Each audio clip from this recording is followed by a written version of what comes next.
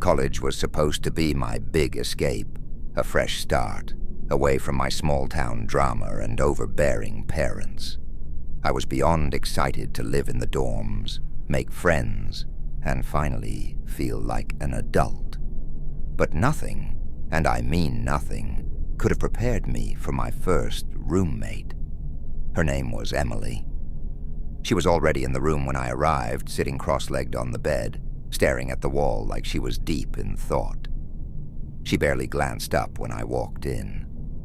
"Hey," I said, trying to sound friendly. "I'm Rachel. Looks like we're roommates." She turned her head slowly, her dark, stringy hair falling over her face. "Emily," she said, her voice flat. No smile, no handshake, just her name. I figured she was shy, maybe just adjusting to college life. I tried to make small talk while unpacking, but she didn't say much. Just sat there watching me with this weird, unblinking stare. It was unsettling, but I shrugged it off. Everyone's a little awkward at first, right? The first few days were normal enough, though Emily barely left the room. She didn't go to class, didn't eat in the dining hall. She just sat on her bed, scribbling in this old beat-up notebook. Sometimes I'd catch her muttering under her breath, but when I'd ask her about it, she'd just glare at me and go quiet. One night, I woke up to a sound, a faint scratching, like nails on paper. I rolled over and saw Emily sitting at her desk, writing furiously in that notebook. Her shoulders were tense, her hand moving so fast it didn't seem human. "Emily," I whispered, my voice shaky. She stopped, her head snapping toward me like a puppet on strings. Her eyes were wide, bloodshot. "Go back to sleep," she hissed. I didn't argue. I turned over and squeezed my eyes shut, pretending to sleep. But I couldn't. Not after that. Things got weirder after that night. I started noticing little things going missing. My hairbrush, a pair of earrings, even a sweater. One afternoon, when Emily was out, a rare occasion, I decided to look around. I knew it was wrong, but I had to know what she was doing with that notebook. It was sitting on her desk, half open. I hesitated, then flipped it open. The pages were covered in messy, frantic writing. My name was everywhere, over and over. Rachel, Rachel, Rachel. Some pages had my name written in giant letters, scrawled so hard the pen had torn through the paper. I flipped to the back and found drawings, horrible, twisted sketches of me. My face distorted, my eyes blacked out. In one, I was lying in bed, my throat slashed, blood pooling around me. I slammed the notebook shut, my hands trembling. What the hell was this? That night I tried to act normal, but it was impossible. Emily knew. She sat on her bed, staring at me with this smug little smile, like she was daring me to say something. "You found it, didn't you?" she finally said, breaking the silence. I froze. "What are you talking about?" "The notebook," she said, her smile widening. "You couldn't resist." I tried to play dumb. "I don't know what you're talking about." But she laughed, a low, chilling sound. "You shouldn't have done that, Rachel. Now it's too late." I didn't sleep that night. Every time I closed my eyes, I felt her watching me. By morning, I'd made up my mind. I was going to the RA and asking for a room change.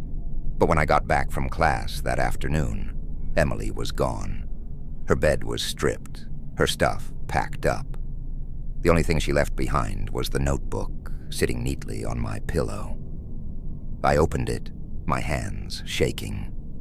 There was a new page, dated that morning. It read, "Don't think you're safe. I'll always know where you are." I moved out of the dorms that weekend, but the nightmares stayed with me. Sometimes I wake up in the middle of the night and swear I hear scratching, like nails on paper. I grew up in a small town in Oregon, surrounded by endless miles of dense, looming forest. Our house was nestled at the edge of the woods, where the trees seemed to stretch on forever. It was peaceful, secluded, and a little eerie at night, but I'd never felt unsafe there. Not until the summer I turned 17. That summer, I started taking long evening jogs through the trails behind our house. I liked the solitude, the way the golden light filtered through the leaves, and the sound of my footsteps on the dirt path. It became my routine. Right after dinner, I'd lace up my shoes and head out, running until the sun dipped below the horizon. One night, I went out a little later than usual. By the time I hit the halfway point on the trail, the sun had already set, and the woods were bathed in shadow. It didn't bother me. I'd been on this path 100 times before. But as I turned a corner, I noticed something odd. There was a man standing just off the trail. He was tall, with broad shoulders and a faded blue jacket. His back was to me, and he was just standing there, motionless, staring into the trees. I slowed down, my heart thudding in my chest. "Hey," I called, my voice echoing in the quiet. "You okay?" He didn't respond. Something about the way he stood made my skin crawl. His posture was stiff, unnatural, like a mannequin. I told myself he was probably just lost or enjoying the view. But the longer I watched him, the more uneasy I felt. I decided to keep running, giving him a wide berth as I passed. My heart raced, and not from the exercise. I glanced back once just to make sure he wasn't following me. But when I looked, he was gone. The spot where he'd been standing was empty. I didn't stop running until I got home. I locked the doors, drew the curtains, and tried to shake the image of that man from my mind. The next night, I debated whether to go out again, but I convinced myself I was being paranoid. People hike in the woods all the time. It wasn't that unusual, so I went back. This time, I didn't see him on the trail. I didn't see anyone, but the forest felt different. The air was colder, the shadows deeper. Every rustle of leaves or snap of a twig made me jump. I kept telling myself it was just the wind or a deer, but then I heard it. Footsteps, not the quick, light steps of an animal.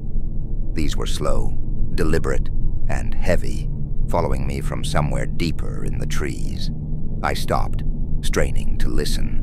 The footsteps stopped too. "Hello?" I called out, my voice trembling. Silence. I started jogging again, faster this time, glancing over my shoulder every few seconds. The sound of footsteps resumed, matching my pace, but no matter how hard I looked, I couldn't see anyone. When I got home, I slammed the door shut and locked it, my heart pounding. I told my mom what had happened, but she laughed it off. "It's probably just a hiker," she said, "or your imagination." I tried to believe her, but that night, I couldn't sleep. Around 2 a.m., I heard something outside my window, a faint tapping like fingernails on glass.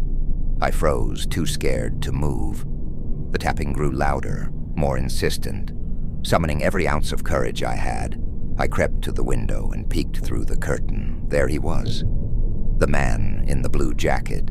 He was standing in our backyard, his face tilted up toward my window.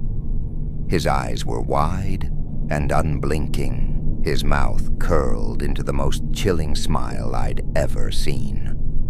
I stumbled back, my breath caught in my throat. When I looked again, he was gone. I didn't sleep at all that night. The next morning, I found muddy footprints outside my window. They led around the side of the house and into the woods. My mom called the police, but they didn't find anything. No signs of forced entry, no evidence of anyone lurking around. They told us to keep our doors locked and left it at that. For weeks, I didn't go back to the woods. I stayed inside, jumping at every sound, every shadow. I thought I was safe as long as I stayed away. But then one night, I woke up to a strange noise. It wasn't tapping this time. It was the creak of floorboards coming from inside the house. I lay frozen in bed, listening as the sound grew closer, moving down the hallway toward my room. When my bedroom door creaked open, I squeezed my eyes shut, pretending to be asleep. And then I felt it, hot breath on my face, the faint smell of sweat and earth. I wanted to scream, but I couldn't. In the morning, I woke up to find my bedroom door wide open and a muddy handprint smeared across the wall beside my bed. We moved out of that house a week later. To this day, I don't know who he was or what he wanted, but sometimes I still hear footsteps in my dreams, slow, deliberate, and heavy, following me no matter where I go.